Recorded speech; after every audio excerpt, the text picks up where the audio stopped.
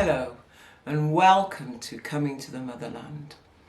From the 1940s to the 1970s, thousands of men, women and children left the West Indies for a new life in the UK.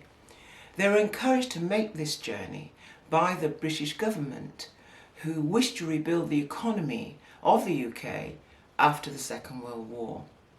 They were called the Windrush Generation because one of the ships they travelled over in was called the HMS Windrush. Unfortunately, in recent times, their British citizenship status has been questioned by the Conservative government very unfairly. This short film is about 3 Windrush survivors and their story from the time they arrived in the UK right up until the present day and how they survived the pandemic. I do hope you'll enjoy it.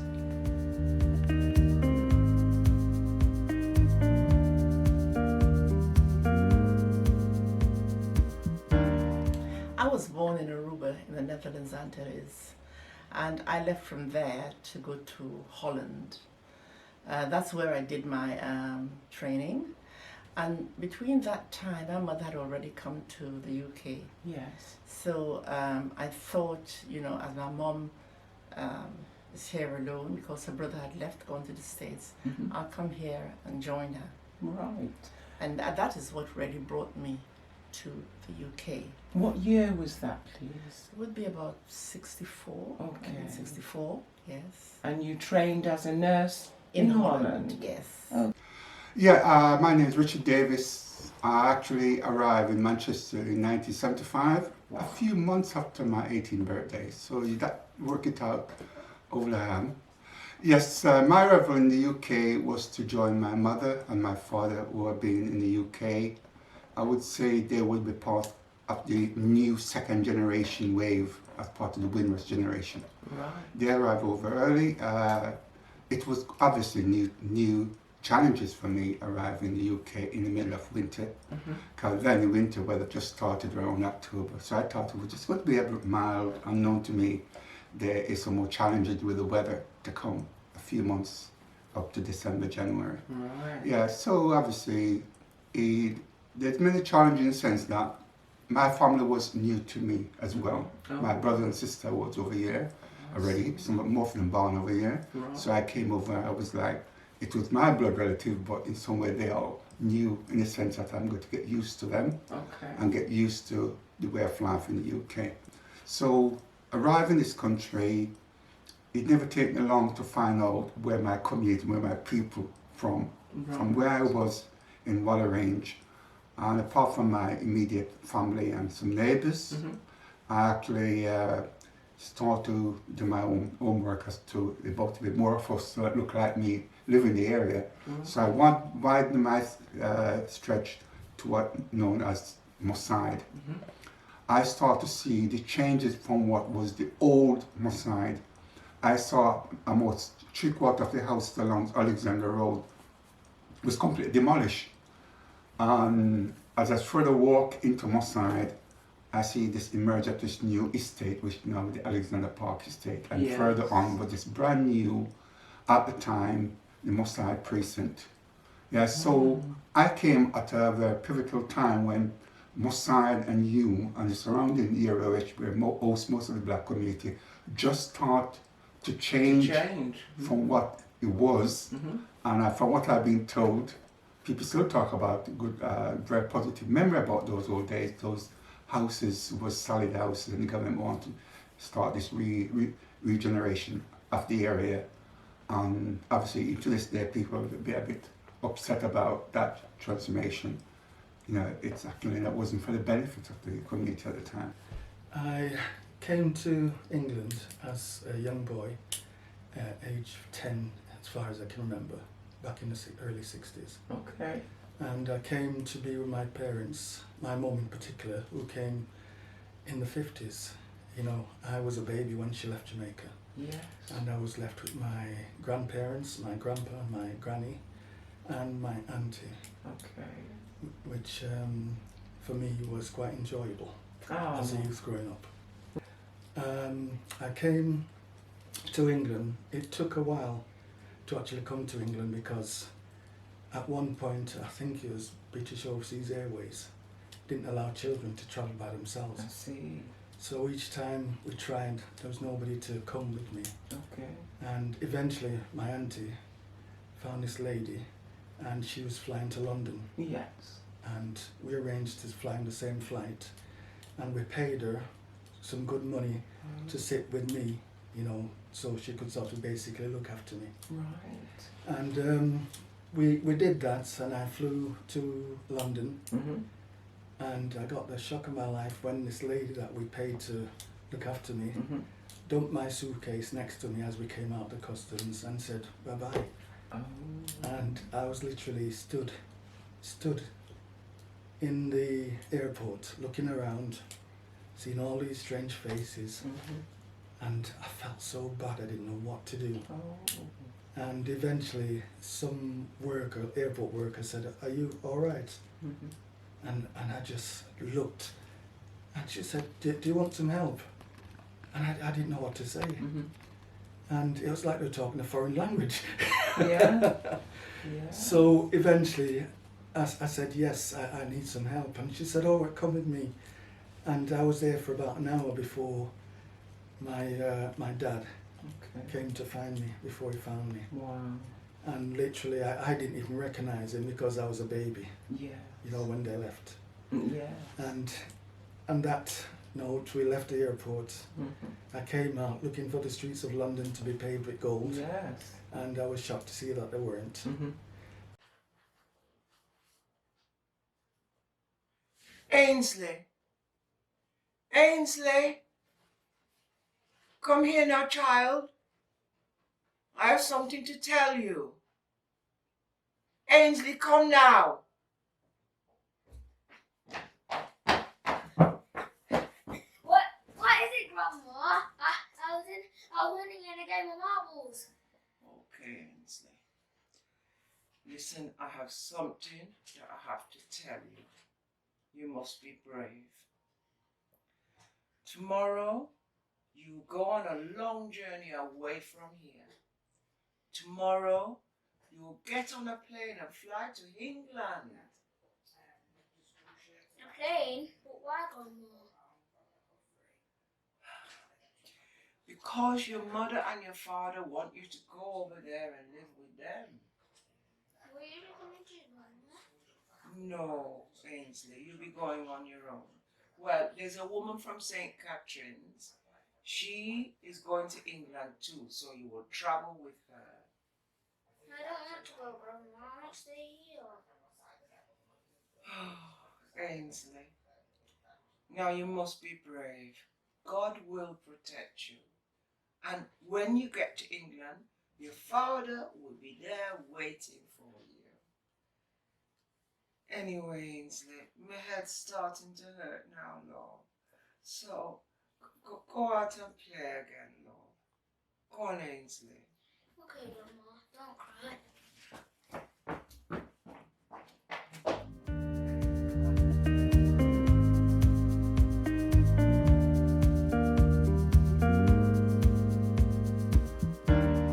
Growing up as a youngster, I found the first challenge was my colour, Oh. because I was enrolled at a junior school, Mm-hmm.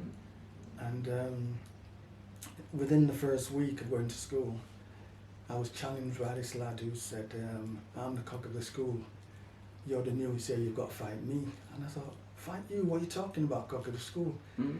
I didn't know what was going on about. So I managed to evade him, and then the next day he collared me again, Mm-hmm. and he shoved me, and I thought, I'm not standing for that. So I retaliated, and I put him on his back, and basically that was it. You And- were the cock of the school. And then, next were thing you? these lads are saying, you're the cock of the school, you're the cock of the school. And I didn't know what they're talking about, cock of the school.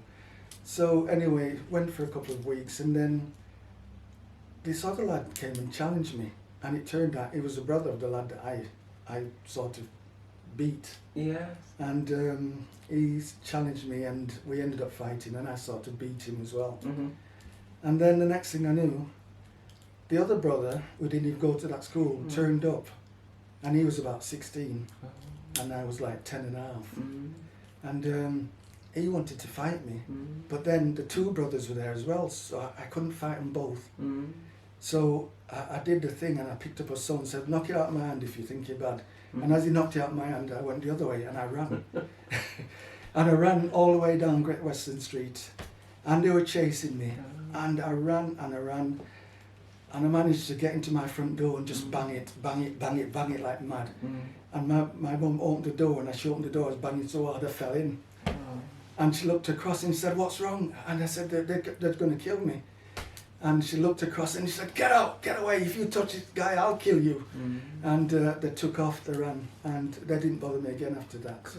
You know, that was my first... That was the first challenge. First challenge. I joined engineers, and again, I became a welder, and combat engineer, and a storeman as well as that. So that was quite a challenge. Again, faced lots of racism. Every time we walked into the naffy to get a drink, it went quiet. You know, and they looked round. But we sort of looked different to uniform, because we used to do our hair, and you know, it was afro in those days. Yeah. And they'd look at us and it looked strangely at you, think, who are those? And then we found out we had one of the white lads start going out with us, and he ended up crying and telling us that if he went into the naffy is a little bar and cafe, Yes. an army bar and cafe. When he walked in by himself, they'd call him the white N-word. Oh. Because he mixed with us. Oh, I see. And he was sort of literally in tears about it. But when he walked in with us, nothing was said. But these are the same people that we're working with, and we're expected to fight with and to serve with, and yet we're fine in the days, but once it came to the evenings, it was a different matter.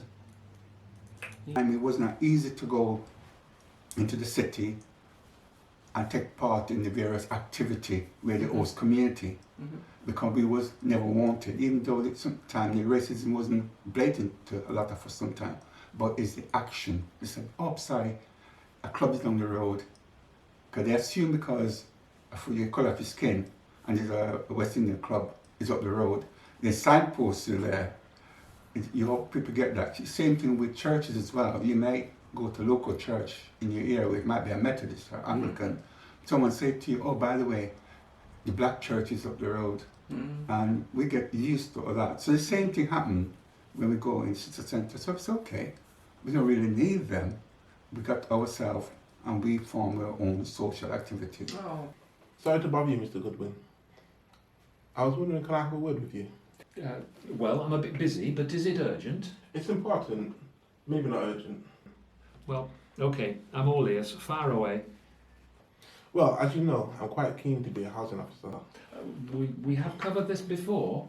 You don't have a degree or a college education. It's unheard of, Richard. Yes. We couldn't consider you. Yeah, you said all that before, sir, but what if I worked for a month free of charge? Then you'd have enough time to know if I was good or not at the job. Isn't that right?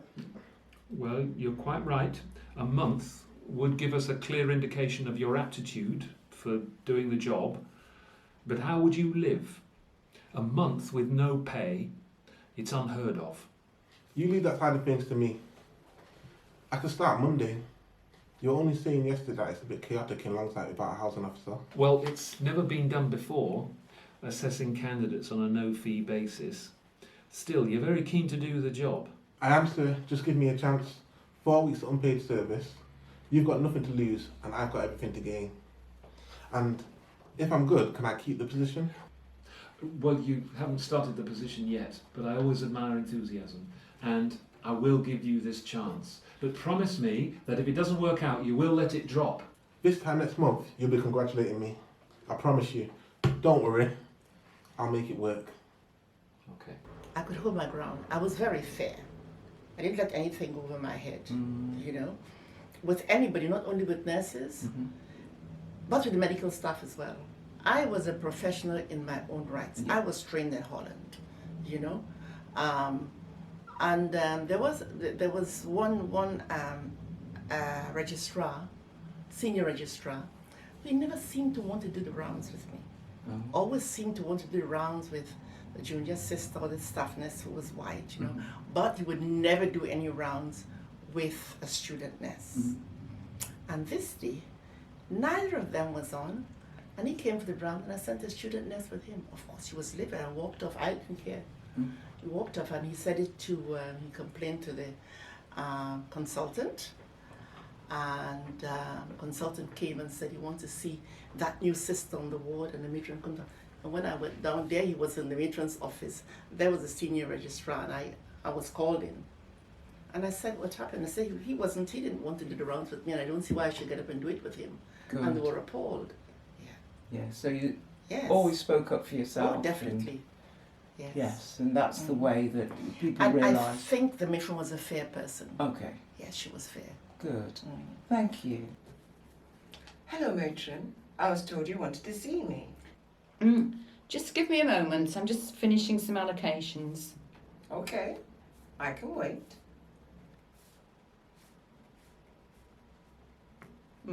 That's all done now. Yes, Sister Elaine. I was told that you sent a student nurse to do the ward round with Mr. Hill, the registrar. He's made a complaint. Why on earth did you do that? Well, I thought he would feel more comfortable with student nurse James. Comfortable? Whatever do you mean? Well, Mr. Hill always chooses one of the other qualified staff to do his ward rounds. Oh, why do you think that is? I wouldn't like to speculate. Perhaps you better ask Mr. Hill. Surely you're not inferring racism? Well, the inference speaks for itself. He's never chosen me in all the years I've worked here. What, never? No, never. So as there were no other qualified staff available, I thought student nurse James would make Mr. Hill feel more comfortable, as I said. Well, you have surprised me. I'm going to have to look into this and have a word with Mr. Hill about what we've discussed. I'll let you know the outcome. I'm sure you're mistaken. That's all for now, sister. Good day.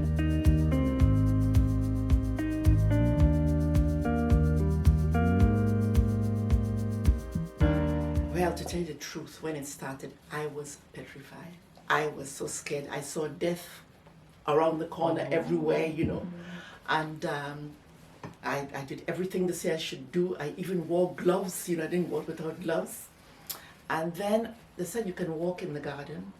I walked in the garden, and one day I said, I am tired. Why can I not walk down to the bus stop? And off I went. And then I started doing bigger runs. I would see nobody or no car, nobody. And at 7 o'clock in the mornings, I'll do my rounds. Every morning, it got to walking for an hour, and I felt good. And then I learned, because the meetings I went to, they were on Zoom, and I got on Zoom. So I started getting quite busy, having meetings on Zoom and on Microsoft and on Google Meet, the three platforms, and it got more and more busy. So I did have friends who would phone and say, oh, they feel sad, they feel uncomfortable, they feel anxious. And I'd say, you know, read your book, even if it's a nice book you read before, read it. I said, go out for a walk. A walk? I said, yes. Go out for a walk, put your mask on, and I always covered my head. I didn't want anything to be exposed.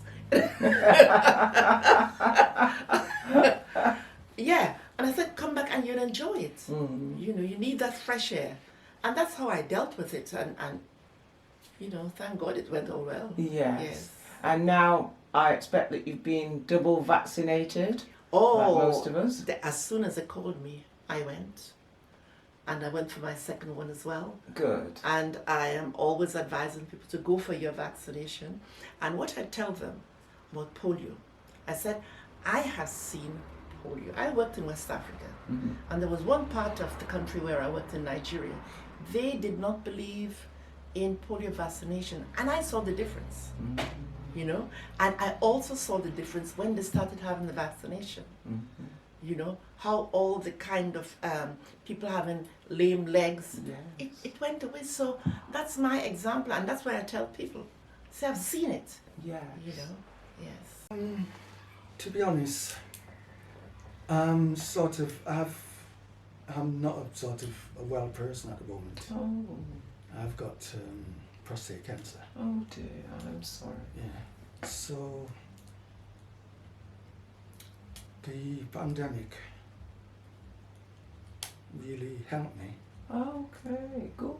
In a sense that I didn't wanna go out and socialise. No. So it really helped me because Yes, you were able to stay in. at home. You know, I couldn't go out. I had to stay in, and I also work for Man United part time. Oh. And after the first year of pandemic, we started working again back at United. But the job I do, I'm not really mixing with people. Right. So I'd work there and I'd come home and I'd lock myself in the house. I didn't really want to go out. No. So in a sense, the pandemic was a bit of a blessing for me. I think, I would say first in the pandemic was, I would say it's a trauma. I say that in a strong way because over the last 18 months, the amount of people I know, both people of my background, people of my political persuasion, people of my colour, and people in my community that's passed away because of this very awful disease. Yes. And we still try to understand what it's all about. I dealt with it in a different way with some people when I talk to them. Even though I can't physically go and talk to some of my old friends, I normally go and visit them, have a cup of tea, so there. I use the phone, I text them, and sometimes I tell them off, so now you have to, no, you can, if you want to see my beautiful face, get your grandson to set up you on the iPod and things like that. Yeah. So I help them to take on new challenges, some of them, by using the social media, using the Zoom and other things and things like that. Yeah. And one particular lady whose husband was in hospital, and I was watching the program, I said, wait a minute, if you can't go in there because of the corona ward now, it's completely like a Fort Knox, isn't it? You're not allowed to go in for various medical and the advent of you catching the disease, the virus, I should say. The people there, the nurse, the doctor, the other staff, can allow you to have access to an iPad. So we said, why not you actually get an iPad and actually ask them to video to make sure you could see. If you don't ask, you don't get. And so at the time, it was very much in the news, and it was very much, especially people in nursing home, would say that, I mean, it's sad that these people, they lost journey and they could not see their loved ones. And that's where the idea came about. So we use iPad, and if you just buy some sort of intervention, there's a lot of talk on the TV about why not use different way to connect people during that. Yeah. It's not the same, but at least you can actually have a chance to see the person visually some way. And sometimes I have to tell my nephew and nieces, don't go and visit the nana. Don't do that. Don't go around at a certain time, because I don't think they do it intentionally, because I heard awful story where young people carry their carrier, they're not associated with them because of the age and whatever. They carry it, they may go and then touch surface and they go to about the nana innocently, and next thing, well, not only nana but the granddad and whoever in the house just passed away. A chap from London came to Manchester to visit his relative, and within 3 weeks later they died, both of them. I don't think it was an accident. He never had the disease, but I think he was a carrier. Yeah.